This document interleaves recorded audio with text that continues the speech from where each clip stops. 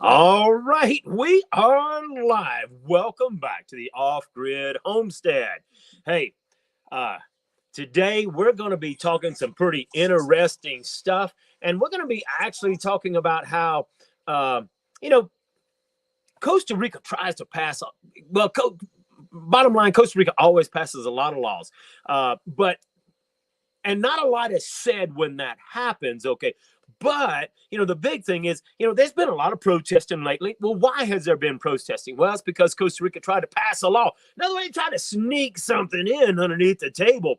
And it created a lot of concerns. Now, when I say created concerns, yeah, it did create a lot of concerns for Costa Ricans, for locals. But I had people contacting me saying, Alan, should we move to Costa Rica? What if this law passes? What if that happens? What if this happens? So Rebecca says, you know what? We ought to talk about what happens when people try to pass a new law and about the protesting. And I said, that's really a good idea. So, hey, that's what we're going to be talking about today. And whether or not, should you still come to Costa Rica even if that terrible law did pass? So we're going to be talking about this terrible law recently. Don't have a lot of details, but anyway, before we get started, if this is your first time here, well, hey, I'm Alan, my wonderful co-host Rebecca, and we're Off the Grid Homestead in Costa Rica. We've been in Costa Rica for over 10 years, since November of 2013. And, we've traveled all over Costa Rica on purpose. So if you've got questions about Costa Rica and you need answers now, well, hey, you can go to the description. You can always schedule your free phone consultation so that, we can give you answers. We can help give you kind of a roadmap, help you understand what you need to know about Costa Rica before you decide to come to Costa Rica. At least share our experiences, what we've experienced. That's right. A lot has changed in the 10 years, though, I have to say. A lot has changed, hasn't it? And I mean, it's always getting better and better. But I mean, doesn't every country try to get better and better? Although it does seem like some countries like Canada, the United States, are going backwards. And hence the reason you're coming to Costa Rica. But hey, before we get started, what's been happening on the Off-Grid Homestead? Why do you keep asking me that? You know you've not been here. What do you mean I ain't been here? Nothing's happening. Well, they don't know I hadn't been here. So, yeah, I've been, I'm working on a big project for a buddy, putting in a water system. You will be seeing those videos here real soon. So this is someone that's kind of remote, wanting his own water system, putting in a water system, and really upgrading a local family's Tico water system, a local Tico family, their water system, and they're all in, boy. They're helping me. We're digging. We're doing some stuff. Can't wait to actually share it with you. So, because I've been working off in the Parazeladona area for the last several weeks, not getting much done here. But we did have something good happen yesterday on the Off-Grid Homestead. What happened yesterday? The rain? We had a gully wash of rain. It's the beginning of rainy season. I think it's, that's how it does. It's not full blown yet, but you have some. Well, we're in that, and that's important. I mean, this is, month. It's important that people know this, because even though it's little stuff, hey, it's important. You come to Costa Rica, we're right here in April, and of course we're toward the end of April, but April is that transitioning month where, I mean, it's been dry for 6 months, okay?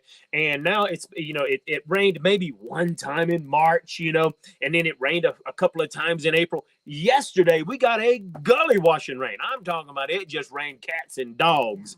And so, we got a lot of rain, which was really nice. And of course, so it's really kind of that hint that, hey, May's right upon us, and usually May is when the rainy season starts. So, hey, you can be writing that on your calendar. I take notes, but that gives you an idea that, because when you're coming to Costa Rica, for most of Costa Rica, on the Pacific side, you're going to have 6 months of rain and 6 months of dry season. Remember, on the Caribbean side, it's totally different. They don't have a rainy season or dry season, even though some cuckoos or knuckleheads will try to tell you they do have a rainy season. They don't. They're just trying to keep everything in a box. It's just not that way, if you understand weather patterns. But anyway, so let's get into the topic today.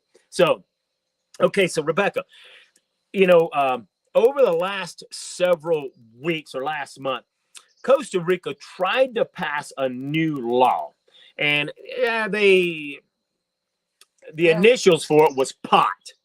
I thought that was pretty good because somebody was smoking something. Somebody was high on drugs thinking that was going to pass. remember, it wasn't all of Costa Rica. It was being voted on for the canton of Parazeladon. That's right. And it was, I think this was taking place at the what would you say, the capital city or the main city of Parazeladon, San Isidro. That's where their courthouse is, and that's like the main town. So main so to understand, I wish I had a map and stuff, but hey, let me know, because my computer and stuff is sitting at the hotel where I'm working out of. We're actually going live today on my tablet. So hey, let us know. Does the video look clear? Does the audio sound okay? Does Rebecca need to scoot up and speak up a little bit? Let us know in the comments there. Always comment. It really helps us out. And the algorithms love it when you comment. Okay. So comment. I always love it. But we'll be talking a little bit about all of this stuff and letting you know how important it is for you to know what happens when Costa Rica, tries to pass laws. Okay. So anyway. Thank you, Randy. Thank you, Randy, for letting us know. It looks like all things are good. Now, so keep in mind, Costa Rica tried to. Now, let's look at this in the positive light, or let's look at it in the way Costa Rica wanted to look at it. Go ahead. You told them what the law? Well, that's what I'm talking about. You're going to do a recap Yeah. first? So this law that they tried to pass was, if you looked at it in a bad light, okay, let's look at it in a positive light. Costa Rica was trying to put in some zoning laws. In the United States, we're used to having zoning laws. Trailer parks can only be at certain places. You could not go into a gated community, buy a piece of property and throw up a trailer park. So I think you can all best understand it with that scenario, right? So in San Jose, they have some of these laws where, hey, you live in the city of San Jose, you can't have a cow in your backyard. But I can guarantee you somebody's got a cow in their backyard in San Jose. And there's, there'll be chickens in the backyard and stuff like that. Well, what San Jose was trying to do, now, in my opinion, this is only my opinion. They wanted it to look like, well, we're going to try to zone things and make it better for everybody. Because, Alan, he don't want some Tico living next door to him and having some cows and chickens there. So we're going to pass these zoning laws. Well, I really think that's how they wanted it to look like. But in reality, it did not look that good, okay? Because they were really imposing some serious restrictions. Now, what you need to know is that you need to know that the whole Paris-Zeledon area, matter of fact, I would say everything south of probably Playa Hermosa, everything south of Playa Hermosa and Jaco, well, it's pretty much agricultural. Okay, so when you leave Jaco and Playa Hermosa and you go all the way to the border, well, it's practically agricultural property. And I mean, it's just nothing but farmers and farmers and farmers, especially when you get in the center of Costa Rica. That's, kind of on that mountain ridge. Okay, and so they tried to impose all of these restrictions saying you can't have this, you can't have a certain amount of animals, you can't do this, you got to. So, and of course, form on it. Yeah, they were trying to limit a lot of stuff. Now, this was kind of testing the waters. Urbanization. It was a law to try to urbanize a certain area, not the whole canton, but just I guess the city limits, maybe. Yeah, I'm not sure on that, but I'm assuming that is the city limits. I didn't look into the details of this law because. Well, number one, I don't read Spanish, or I don't understand Spanish enough. But I knew that this law, the Ticos looked at it. They were really, really upset about it. Okay. So the government tried to make it look like a good thing. But whenever you looked at all the details, it was really bad, because all of these people, they farm. They look, I was walking in San Isidro the other day, and where I used to live at in Morazan, and I'm telling you, there was this tiny lot with this old house, and this guy had a cow, 2 goats and some chicken in his backyard. And he had a tiny, tiny yard. And he was going and cutting grass and stuff to go feed this stuff. So they were trying to stop that kind of stuff because there's a cow in his backyard. And I'm talking about it wasn't like an acre of grass or anything. It was no grass, okay? And so they were trying to kind of stop that. And I can understand that mentality. However, they were trying to lay this blanket rule for everybody, and that wasn't good at all. And it's like, where's all the cow poop going? And, you know. And right, you can understand if you were in just your backyard, right? But this region, this southern region is, like you were saying, very agricultural. And they do not want to be urbanized. They're still, you know, and I was telling you about me growing up. My grandmother, we were right outside of the city limits, but my grandmother had chickens and she had a pig and she grew her own vegetables. That's where I learned a lot of the stuff, you know, how to do. In French, we call it a boucherie, you know, where everybody gets together and butchers the pig. But they do that stuff here. You know, they have trout ponds on their property. They grow their own vegetables. They have fruit trees all over. And so they don't want to be urbanized. Right. You know? And so I think about like what I would have missed if my grandmother would not have been allowed, you know, to do that. But in progression, I remember we've talked about this before, them coming in and telling my parents that we couldn't have the septic tank anymore, that we were going to have to put in an oxidation pond. You know, they just made all these improvements. This was back in the 70s. So that's kind of, I guess, what they're trying to do now is bring everything up to more of what you would call developed, country, right? Yeah, more developed and urbanization. Yeah. But, okay, so this is what we're talking about. The Ticos were not having it. They were not having it. So, and in the city of San Jose, that's probably really good because it's a lot of residential, it's a lot of commercial area and stuff like that. But the people that live in this southern region, these are agricultural people. This is the difference between country and city, right? Exactly. Yeah. I'm talking about it's like, okay, and hey, if you're from the United States, you know you got an area that's called rednecks, right? So you got rednecks, you got hillbillies, you got Cajuns like us, you know, from South Louisiana. And in Costa Rica, well, you might as well say you got country. And this is country, okay? Yeah. And you get agricultural people. Yeah, agriculture. Livestock.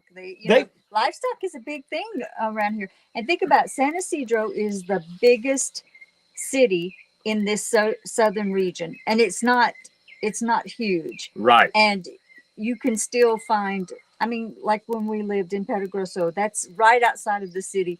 And we would take our scraps and the neighbor has said we could take them to her chickens. Her chickens and her ducks. And so we would just, you know, throw the scrap vegetables, peelings and stuff like that, eggshells and whatever over.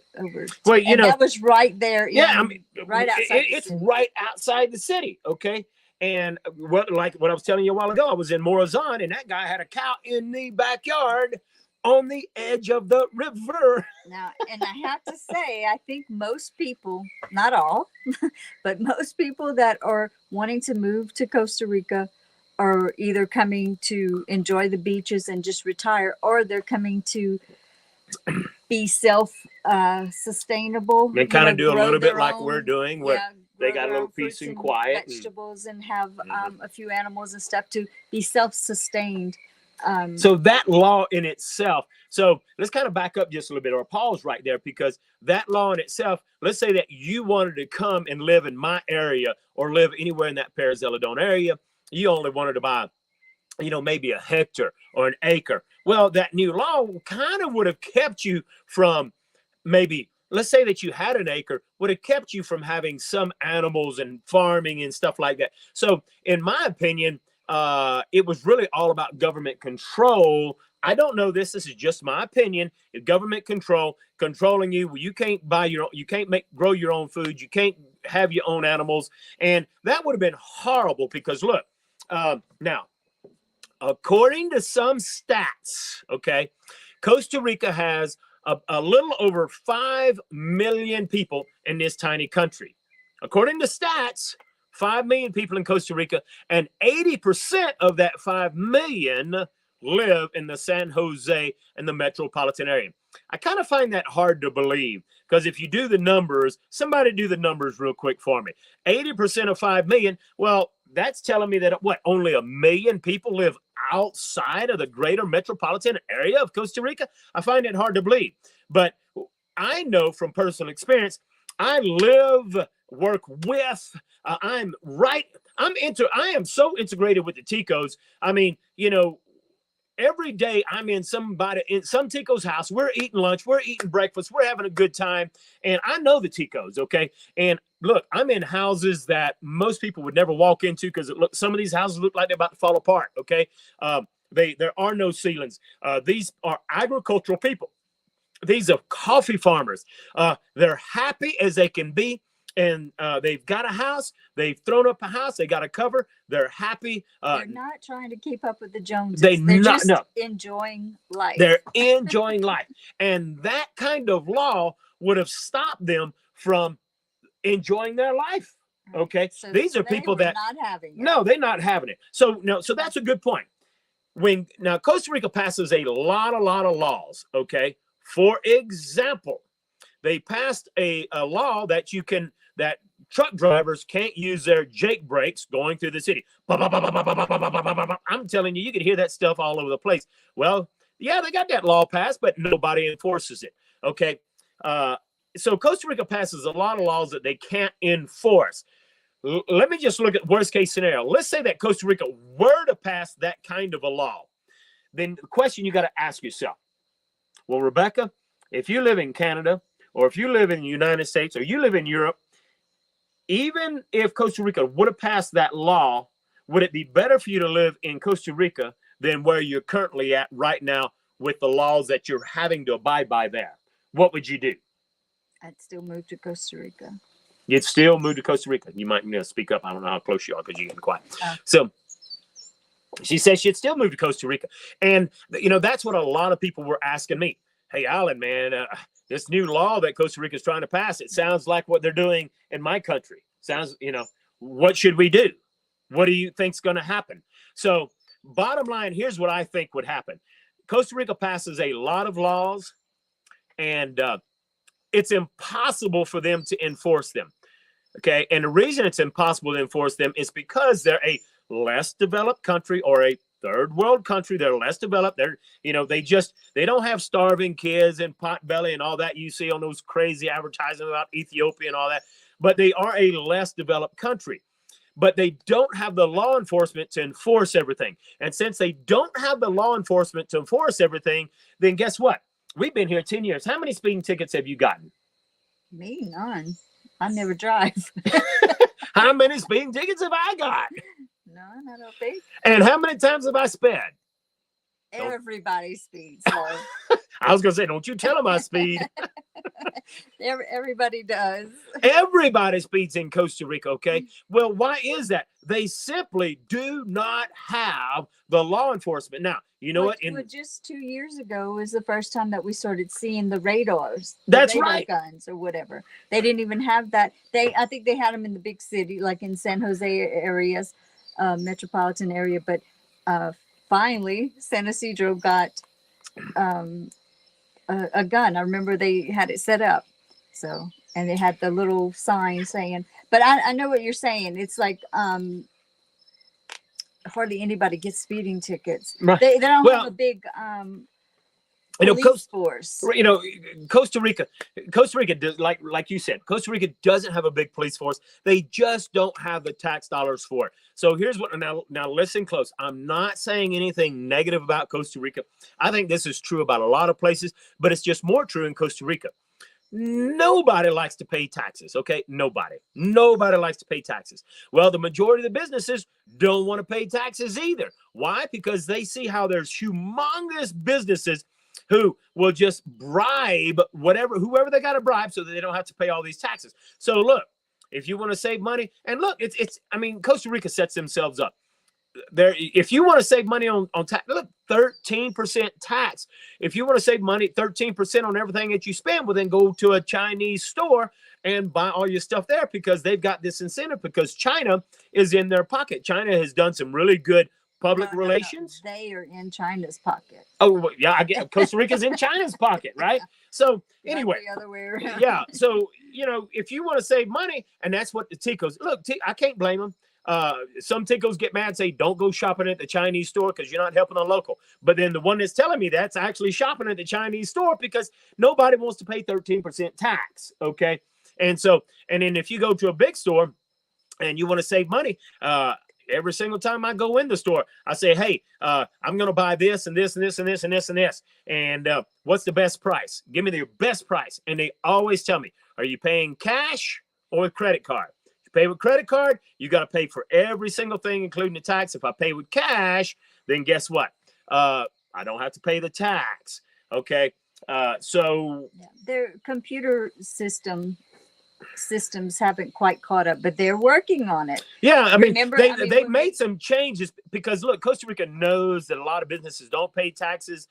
They cracked down about 2 or 3 years ago, where everything pretty much was not computerized. It wasn't on a system of reporting, and boy, they started cracking down. So now, well, yeah, they started really cracking down, and now everybody's got to have receipts, and so they've done a lot of changing. Okay, but the important thing here, we've been here 10 years, and how many different protests have we seen?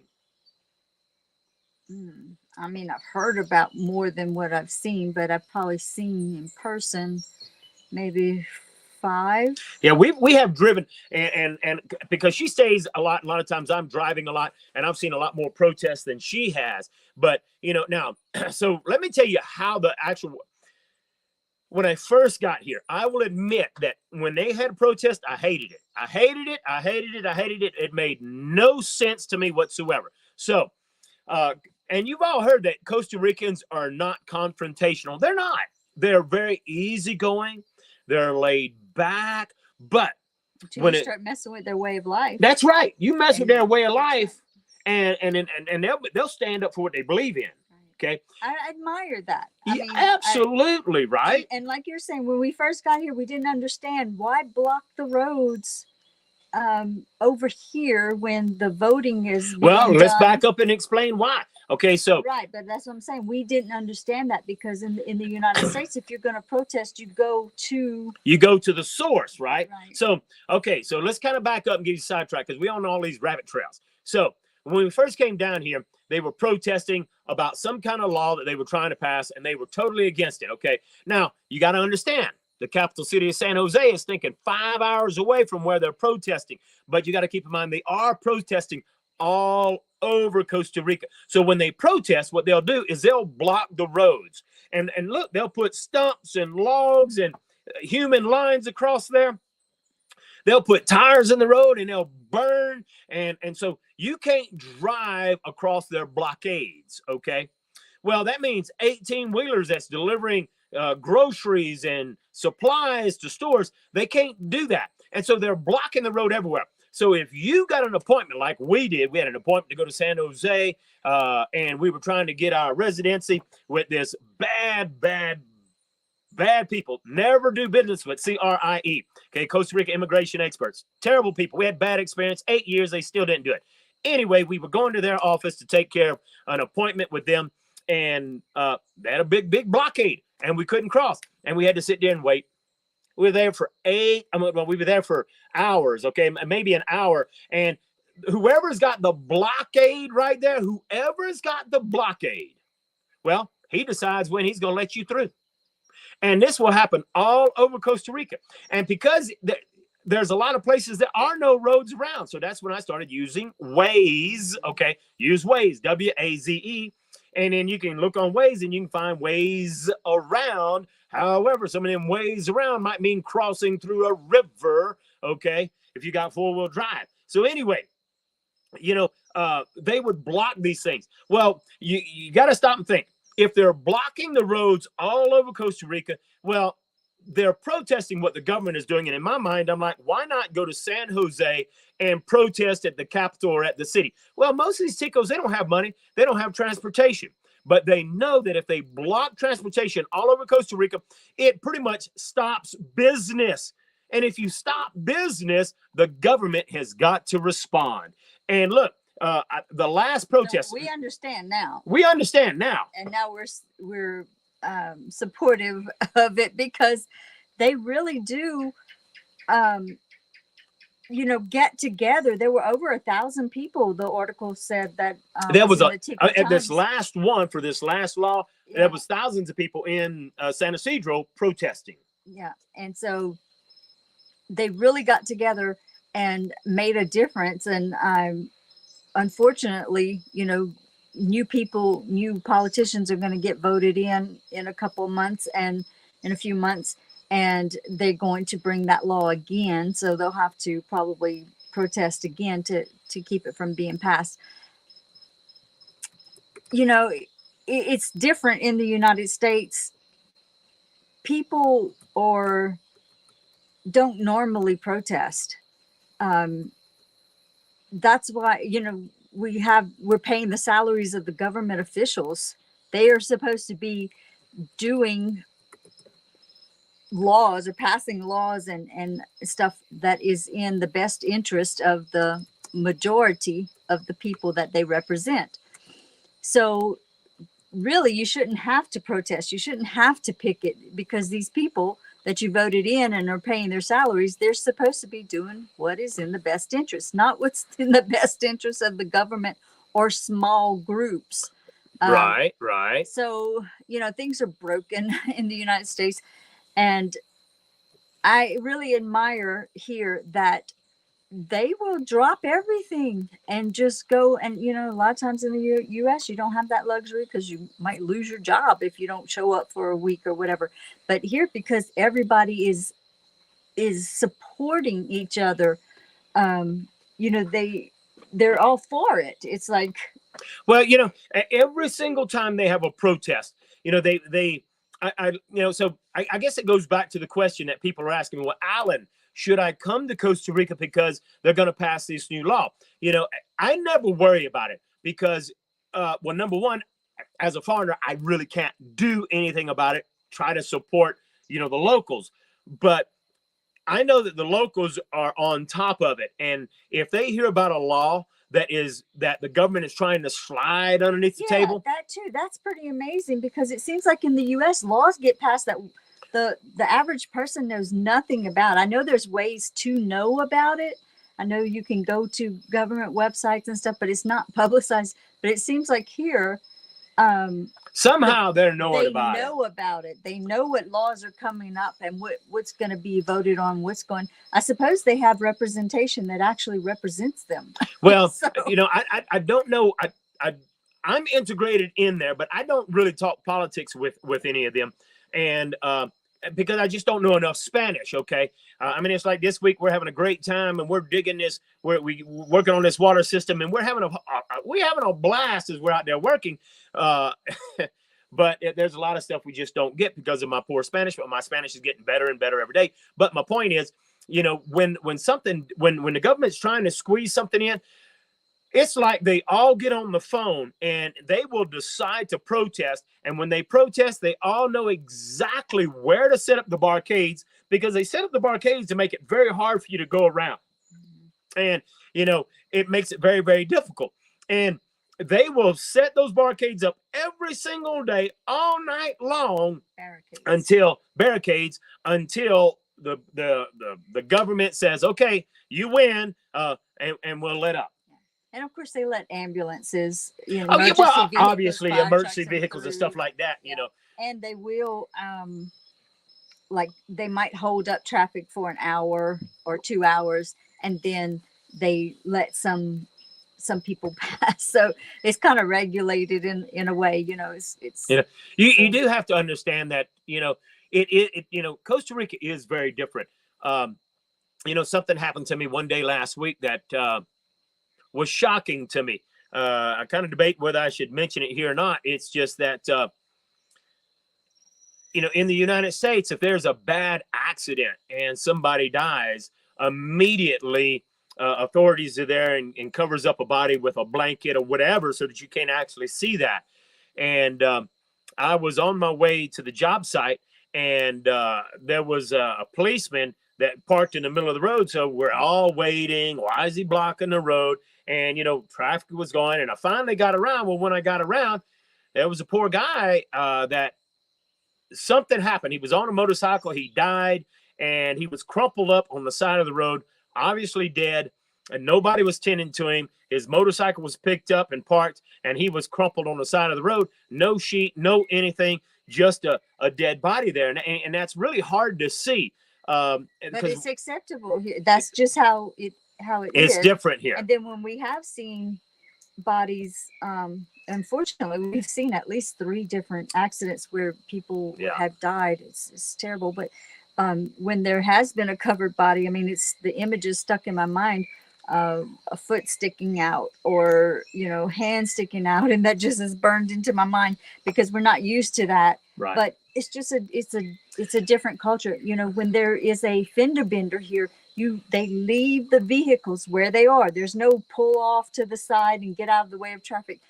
Everything is just left. Everything is blocked until the police arrive and they do whatever they do. Let me bring up this question right here. Let me see if I can I don't know if I can say it. Jonathan says, sounds like you're talking about the Great Reset plans. Western countries are experiencing this eradication of farms. And, Jonathan, that's what we were thinking. In my opinion, I really believe that that's what they're trying to do. We see this happening in other countries, and that's exactly what people are contacting me and saying, Alan, what should we do? Right? Because how long are they going to be able to keep that at bay? Right. When will politicians that don't listen to the people and have financial backing that they don't care what the public says anymore? That's a good point, right? So my point is, hey, this is happening all over the United States, other countries, and they have the means to enforce that kind of law. In Costa Rica almost always, and I don't know if you've heard this expression, okay? I don't know if you heard this expression, but the expression is that the United States sneezes and Costa Rica says, bless you, okay? They're always following behind, and whatever the United States is doing, eventually Costa Rica catches up. Rebecca and I have noticed in the last 10 years, it always seems like Costa Rica, no matter where we're at, they're 20 or 30 years behind. Keep in mind, I try to say this every stinking video, that look, we're not talking about San Jose and the metropolitan area. The San Jose and metropolitan area, huge difference. If you only visited San Jose and the metropolitan area, you've not experienced Costa Rica, not real Costa Rica, okay? That place is different. So how long will that happen? I personally believe that Costa Rica, as long as it's a less developed country, you will always be able to live in some sort of semi-remote area and enjoy life to the fullest, because you'll be able to have your own water. If you buy property with water, you'll be able to have chickens. You'll be able to have cows, sheep, whatever you want. There are people in San Jose that have chickens in their backyard. Imagine that, right? It seems like it wouldn't be possible. Well, we've seen cows being moved by Walmart. In Walmart, San Jose at Walmart, the traffic stopped because they were moving cows, right? Yeah. Really? But that was years ago. They probably passed these laws now, because think about it, we haven't seen that kind of situation recently. Well, we don't go to San Jose a lot anyway, right? So, but unfortunately, that's trying to keep people from being able to grow, make a little garden in their yard, and that's just unbelievable. And I think really the law that they were trying to pass is, they called it urbanization. Like, I really don't think that it was meant for the entire farms, dairy farms. That law would have been good in San Jose, right? And they probably already have that in San Jose, but they were trying to implement the same thing in San Jose for Paris Celadon, and that'll never work. So, but you brought up a point a while ago. This generation, it it got kicked out. Okay. And look, there's a new government coming in, I think in May, or, and will they bring it back up? Yeah, they will probably bring it back up. But if they bring it back up, if they rewrite it, what do you think is going to happen? The Ticos are going to protest, and it's going to get thrown out again. It's going to get thrown. Let's say that it does get passed. Well, if it gets passed, they simply just have no way to enforce it all. None. Okay. Well, it's just like a lot of the other green policies that they have.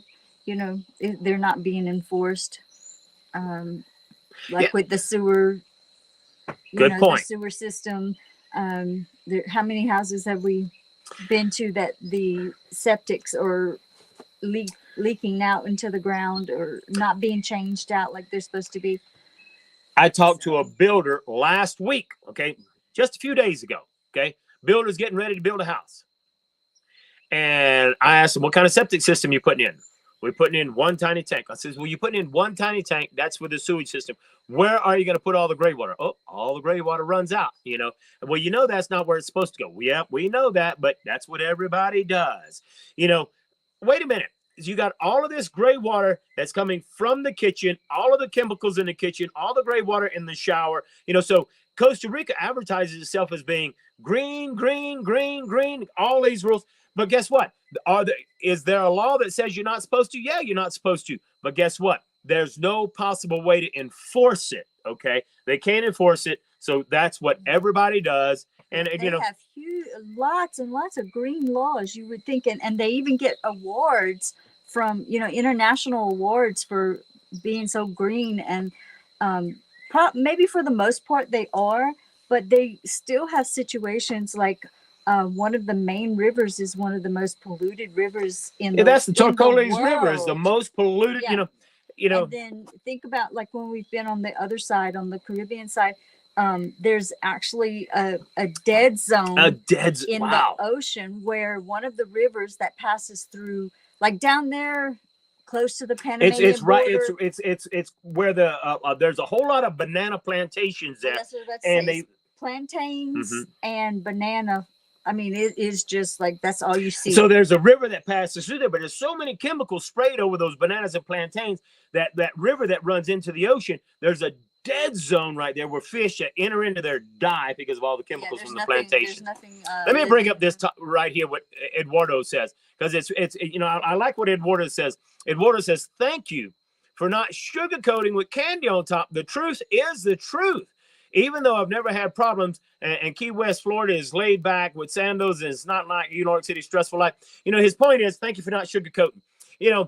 On ever since I started this channel several years ago, I have always said we're going to give you the good, the bad, and the ugly, and we never really sell you anything except more information. Okay, and so this is the only channel that talks about Costa Rica where we actually give you the good, the bad, and the ugly. There's been a lot of channels that has copied what I say, but they got an ulterior motive to sell you Costa Rica, sell you Costa Rica, sell you Costa Rica, so you can buy more of their product and services. Hey, we're going to constantly give you the good, the bad, and the ugly. We love Costa Rica, and we've been here for over 10 years. Are you ever going back to the United States? Don't plan on it. Not planning on it. And I'm not ever planning on going back. I mean, for visits, yeah. But we go visit and stuff, but I'm not ever planning on moving back, right? I hope I don't ever have to. Today I was drinking a glass of water, and it's so no taste. It's wonderful wait a minute. water. Water doesn't have any taste? Right. It's so clear, so clean. It doesn't taste like chlorine? And I thought to myself, I hope I never have to go back to drinking water out of a plastic bottle. That was one of the worst things about living on the outskirts in Nevada, because we couldn't drink the tap. We had a $5,000 filtration system to filter the water that we had in Las Vegas. And we brought it here to Costa Rica only to find out that the water was cleaner before it went through the machine. Yeah. So there are areas, even though there are areas that are struggling with the poisons, they still spraying poisons and stuff like that. And then the runoff from cattle, even though that still exists, there's lots and lots of areas that are unblemished, Yeah. there That's just are no clean, farms. clean. Yeah. So Right. you can still find plenty of that. It's, it's You know, all over. I mean, we try to say this is that no matter where you go in the world, I don't care whether it's the United States, Costa Rica, the Philippines, I don't care where, Belize, wherever you go in the world, there's going to be problems. Yeah. There's a lot of things I don't like about Costa Rica, but why am I still here? If you don't like it, go home, gringo. Well, no. No, there's way, way, way more better than, and think about, we do not have the garbage situation that you see in some other countries with the just the buildup of the plastics and all of that. They do have containers, cans, dump stations for the plastics and the glass and the recycling, and the water is still like just the best water. So you have to just pick your area, just like anywhere else. You got to pick your area, and you got to be aware of these things. I like what Cheesecake said here. I got to bring Cheesecake up here. I like Cheesecake. Cheesecake is Steve. He was at one of my retreats, and cheesecake Steve, I just call him Cheesecake. Steve is a cheesecake expert, man. He makes great. Well, I've never tried one of his cheesecakes, but from what he tells me, he makes some really great cheesecake. Yeah, we tried to talk him into coming down here and selling his cheesecake. Cheesecake, if he makes cheesecake like he says, he could do real good in the right area, tourist area of Hako or something like that. Anyway, Cheesecake says, we were talking about giving the good, the bad, and the ugly. He says, the good, well, that's Rebecca. The bad and ugly, that's Alan. He's right on. He's right on. You're right. You guys are awesome. Really do your viewers good information. Costa Rica. You're right, Cheesecake. But hey, but you know what? Rebecca, she's training me a little bit, because I used to be really, really hard. But you have to understand, Rebecca is not the one that's going out there. She's not the one doing the dealing. She's not the one spending the money. She's not the one getting conned. And so she's always got the friendly people. I'm the one that gets conned and gets the gringo price. And but hey, I'm coming around to where, I realize why what happens. Okay, and it's mostly because the Costa Ricans are very poor. We don't live where Costa Ricans have money. And they kind of look at us as like, well, you're a gringo, you got more money than everybody else, and I ought to have a piece of your pie. And that while that's not fair, I understand they're just trying to make a buck. And so anyway, but anyway. And as I like to say, it is definitely not all. No, it's not all Ticos. No. I've met some awesome, wonderful Ticos. Matter of fact, the Ticos I'm working with this week are some amazing, amazing Ticos. And look, I have to say, we've met plenty of people that have helped us and didn't expect a thing from us. Yeah, it's like her car. The Ticos that I'm working with this week, I'm upgrading their water system. And it's not costing them a buck, not costing them a penny, but I'm upgrading their whole water system. But they're supplying the labor. And so they're working and they're digging. And every single day I'm at somebody's house. We're eating lunch. We're eating breakfast. We're having coffee. Every time we turn around, we're having a good time. Really friendly people. They're all very, very poor. They don't know they're poor. I can promise you they don't know they're poor. But we're all having a good time. We're having fun. And we're just simply enjoying life. They're asking me all kind of questions about my life, and I'm out there in just old, nasty clothes, and we're all getting nasty and dirty. We're just having a good time. It reminds me of when we were kids in the 70s, where before the Sears Roebuck catalog came out, we were so much happier before that catalog got sent to everybody's household. We didn't know what we didn't have. We didn't know that we had to have certain things. I gotta have that panda bear. We were so happy, and I think about as kids, if we got one gift at Christmas, something that we had really just wanted, a new doll or a new truck or whatever, we were so thrilled until that Sears Roebuck catalog came out. It changed. Well, that's why they took, TMI. My grandparents put the Sears Roebuck catalog in the outhouse and used it for toilet paper. We weren't that poor. We had indoor plumbing. So But anyway, the advent of the internet kind of has caused some change It like has. that in Costa Rica. And what I was saying earlier about how many, how long are they going to be able to protest and keep these laws from being passed against their will? Because the younger kids, I find, they're not quite the they're same, right? not right. They're not wanting to form. They don't even want to live where their parents live. They don't want to live out in the middle of nowhere on a farm or whatever. They're moving to the cities. They're going to college. They're so Well, things are changing. Everything is always And there's changing. lots of rich people Yeah. with big houses in San Jose. Well, look, there are, in Costa Rica, it seems like to me you either have money or you don't have money. Yeah, it's like almost there's a no big in between. gap. Huge gap, Yeah, right? a huge And gap. but while Costa Rica's been making a lot of changes and has evolved a lot, you watch the younger generation. I don't care how poor anybody is, everybody's got a stinking cell phone. Now it might be all cracked up and the glass is broken, but everybody's got a cell phone. So anyway, Well, they've made it affordable where you can do Yeah. do by the so month. but anyway, that's on the laws that Costa Rica tries to pass. Why Ticos will protest. But hey, let's take some time. Whatever questions you have, I don't care what it is. If it's about the off-grid homestead, if it's about Rebecca and I, if it's whatever it is, hey, now's a great time to put in your questions. We'd love to take your questions and just answer some generic questions that you might have about life in Costa Rica. Maybe it is about residency. It's all kind of different things. Yeah. We'd love to answer your questions. One thing I want to mention, if you come to Costa Rica vacationing or just reconnaissance mission to see, look at different areas, if you come across one of those protests, blockades, barricades, do not try to cross it. Yeah.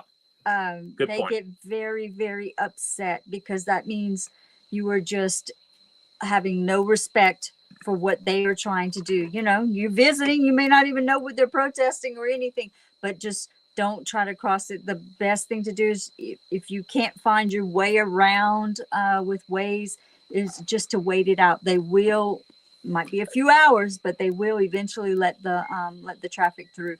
But yeah, so anyway. Yeah, it's really important. I mean, you have to remember, even if when you come to Costa Rica and you get your residency, you might have your residency, but you're still a guest in their country. Okay. Even after you get your residency, it's not like you really have any rights. So you want to be careful about what you're doing. I saw that. What did she just do? She just took that mouse that Cutie caught. All right, sidetrack here. We got a cat here. For whatever reason, of course, we got a cat caught a mouse, and Nikki decided to help her get this mouse. Nikki has decided to take the mouse. Cootie don't know what to think. It's like, you just took my mouse. Hey, look, our monitor went off too. Anyway, sidetrack here. No, you have to move the mouse. So the other mouse, the computer mouse. So anyway, yeah, we are living in the we are the jungle. Poor Cootie cat is like, what you doing with my mouse? And we can't get Nikki to chase a ball or anything, but you saw her pounce on that mouse. Nikki's throwing this mouse up like, hey, I got me a toy. That's terrible. I hate to see that. I don't want to see that. All right. Oh well. It's a circle of life. I know. How's that song go? I don't know, but I wouldn't try to sing it anyway. And I hate to, look at her. She's coming up here with that mouse. What you doing with that mouse? You just helping Cootie kill that mouse so she can have it for supper, huh? All right. Oh, hey, now Randy asked a good question here. He says, hey, come on, if I can get this thing to come up here. Randy says, can I find a driver in San Isidro? So Randy, I know a little bit about his history. And, when you come to San Isidro, Uber is a big thing in Costa Rica. However, you get some of the smaller towns, you might be able to get an Uber during the day, but maybe not in the evening. But, you know, when you come down to San Ysidro, there are a lot of people that are needing work. And so you definitely can find you a driver. Now, you might need to hire somebody like myself to find you a driver, because if you try to find a driver on your own, you're going to get the gringo price, right? But you know, that's a little bit about what I do. I try to help people. You know, if you're trying to find rental houses, if you're trying to find a property buy, if you get the price, you're going to get the gringo price. Okay. But if you hire me, yeah, you got to pay me for my service, but I have Ticos that I know, like, and trust. They will make a phone call. And look, I've done this, I don't know how many times. I looked at a piece of property, saw the sign, I made a phone call. I said, hey, I'm interested in this lot right here. How much is this lot? 9 million clones. Well, at the time, that's about 9 times 2, $18,000. Okay. I had my buddy call. My buddy called, the real price of that is 8 million clones. So I had to pay $2,000 more because I'm a gringo. So I can promise you that by hiring me and you know, the services that I provide for you, well, then I can find you a driver. I can find you a rent house. I can find you the property, you know. And now you might be in the area and you go there and you're like, oh, I saw that. And you take a picture of it and you send it to me and you hire me to get the actual price for you to save you money. But and you can do it yourself. You absolutely can. Okay. You don't need to hire me. You can do it on your own. You just might get charged more. Yeah. Except with Uber, depending on what kind of driver he's wanting. Now, if you're just wanting to go from, you know, little short trips, I'm supposing that you're talking about somebody to maybe escort you around, you know, for days. But they have the Uber app here. With the Uber app, you never have to get the gringo price. Right. With the Uber app, you can see exactly what it's going to cost you. And man, look, you just get on the Uber and you'll never get cheated. Now, if you hire a red taxi, every single time you're going to get cheated. Okay. So, you know, you use Uber and bam, that Uber driver will pick you up, take you there. And what I've done in the past is I find one that I really like. He speaks English and I say, look, I'm going to be ready to leave at 4:00. Can you come pick me at 4:00? And then he'll give me his phone number and I'll call him and he'll come pick me up. And then I just pay him the pretty much the same price as what he paid to bring it back. And so he's putting that money in his pocket instead of going through Uber, you know. Yeah. And he makes a little extra bucks because he's not having to pay Uber for their service, and you know. Remember, besides taxis, the bus lines are really, really good. They have cross-country lines, and then they have the local, like within the city. And gosh, it's very, very inexpensive, but it may not go exactly where you're wanting to go. And it's also kind of a waste of time because you might spend an hour waiting for the bus to come, you know, and if you're here just trying to vacation, you know, a couple of hours out of the daylight is very the public valuable. Transportation is great, but you can waste a whole lot of time. Yeah. Now, the Ticos that know the public transportation, they know about what time it's coming and all that. As a tourist, you don't know what time, right. You know, but hey, the best way to get around is Uber. Keep in mind, the further away you get from San Jose, the fewer Ubers there are, the further away you get from any major city. And in the rural areas, like San Ysidro, okay, it's city. San Jose, definitely. Tons of Ubers. But, and in the tourist areas, tons of Ubers. But even in the, like on the beach, after a certain hour, like after 9:00, the selection is way down. There's not that many, and in the rural areas, there are no Ubers really. You get into some rural areas, like in Buenos Aires. You get to Buenos Aires, San Vito. You're not gonna find an Uber, but there's always a local guy who is an unauthorized taxi. He's not red, but you know you'll find the guy, and then he's like, okay, I'll charge you 2,000 clones to take you here, 5,000 to take you there. And he's an unauthorized taxi. And almost for sure, if you're a tourist, you're going to get the gringo price, but you'll get to where you're going. So. Yeah. So it is easy to find your transportation. It's always easier if you're not penny pinching. Yeah. Hey, you know, money solves a multitude of issues. But hey, throw your questions and your comments in there. We greatly appreciate all of you guys, and we're glad that you show up with us every Sunday at 4:30 for the Living in Costa Rica podcast, where we could just, give you some questions, some answers, and kind of tell you a little bit about Costa Rica. Okay. And hey, we'll be once I get done with this project, we'll be showing you some more videos about what's actually going on the off-grid homestead, because we're excited. We're kind of like this close to getting in the house, but we've been this close to getting in the house for a long, long time. But it seems like every time we turn around, something's coming up, whether it's a relocation event or whether it's this or it's that, there's always something coming up, Now Doug brings up a good point. He says, pirate taxis are good. My stepsons used to do this the first few years back in Costa Rica. And pirate taxis are the illegal taxis, right? So a real Costa Rican taxi, he's either red or orange. It's a reddish color.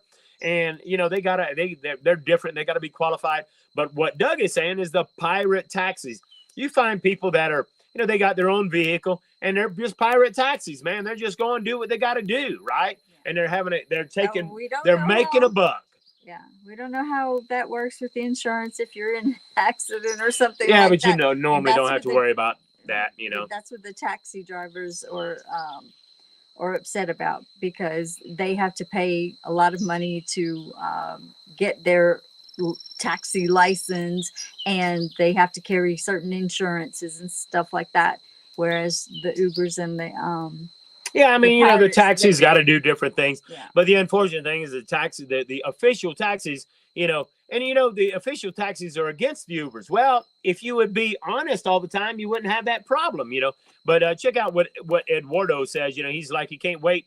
He's going there in June with his grandkids to Guanacaste, and they can't wait. Go to the river with the kids and eat fruits underneath the tree. And, that's what's really nice. I mean, where I'm working out with this Tico family, I'm there, and there's 7 houses that's on this water system that I'm upgrading for them. And I happen to notice a tree that I've been parking under, and it's a canabola. You guys would know it as a starfruit tree.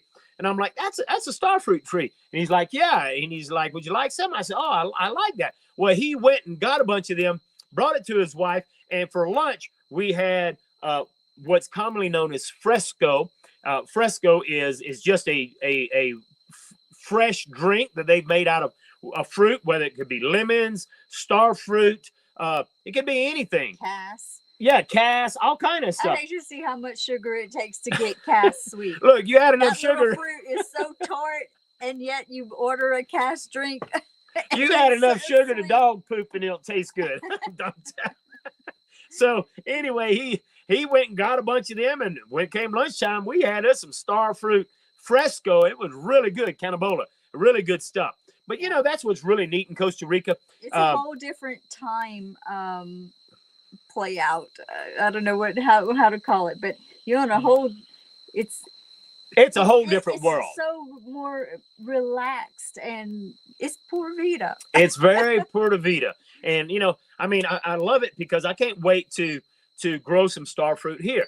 I've got some bananas. I got 3 banana trees that are putting on bananas. I got a miniature banana, but I got stuff. I got mulberries growing. I love growing fruits, and I can't wait to have. We have fake oranges.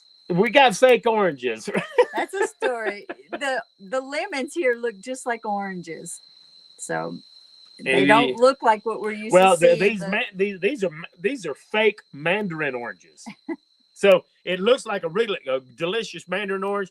Peels real easy. You take a bite and it's a lemon. It's like, ooh, my mouth's watering just thinking about it. Anyway, Costa Rica is a lot of fun, but there is a lot of stuff to learn. There is a lot of the good, the bad, and the ugly. But this is the only channel that's going to honestly give you the good, the bad, and the ugly, because there is no ulterior motive. It doesn't matter to Rebecca and I whether you move here or not. But if you do move here, we hope that we give you all of the information you need to know in order so that you're equipped, you're prepared, you know what you need to do. I'm not trying to sell you some kind of service. I'm not trying to sell you anything else other than real information about Costa Rica. So guys, hey, thank you so much for joining us today. Unless you got any last minute questions, we're going to call it a day, but we thank you so much for spending your time with us at the Living in Costa Rica podcast. All right, folks. We'll see you next time. Ciao. Ciao.